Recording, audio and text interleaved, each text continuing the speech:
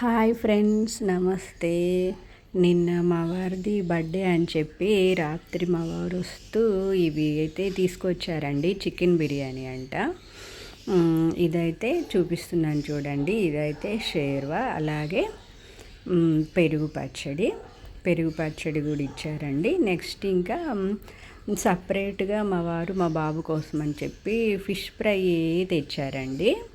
నేను అది చికెన్ పకోడా అనుకున్నాను, కానీ అది ఫిష్ ఫ్రై అంట.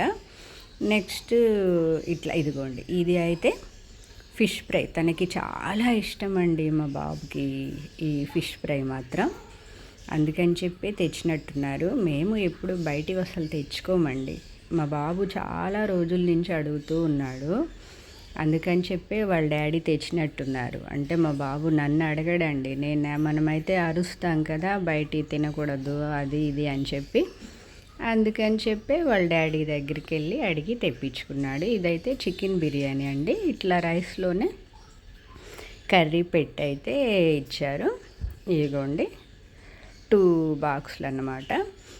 మా బాబు ఈ హోటల్లోనే తీసుకురమ్మని చాలా రోజుల నుంచి అడుగుతున్నాడండి. కాస్ట్ ఎక్కువ అని చెప్పి మేమే తేలేదు, కానీ నాకైతే ఒకటి అర్థమైంది. కాస్ట్ ఎక్కువ ఉంటే టేస్ట్ బాగుంటాయని ఏం లేదండి. అంతగా టేస్ట్ అయితే ఏం బాగోలేవు. ఇదిగోండి, ఇలా ఆనియన్స్ కూడా కట్ చేసి ఒక బాక్స్లో అయితే ఇచ్చారండి. కానీ కాస్ట్ అయితే చాలా ఎక్కువనే ఉందండి. టేస్ట్ అయితే అంత బాగోలేదు. ఈ చిన్న చిన్న హోటల్లోయే బాగుంటాయేమో అనిపిస్తుంది నాకైతే. సరే, ఏదో మా బాబు చాలా రోజుల నుంచి అడుగుతూ ఉన్నాడు కదా అని చెప్పి వాళ్ళ డాడీ అయితే తీసుకొచ్చారు. ఇదిగోండి, ఇదంట ఈ హోటల్ పేరు. కానీ టేస్ట్ అయితే అంతగా ఏం బాగోలేవండి.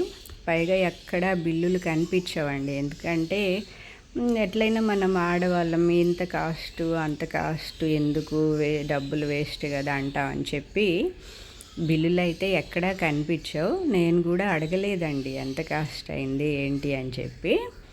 ఇదిగోండి ఫిష్ ఫ్రై, అలాగే కట్ చేసిన ఆనియన్, పెరుగు పచ్చడి. నెక్స్ట్ ఇదైతే షేర్వా.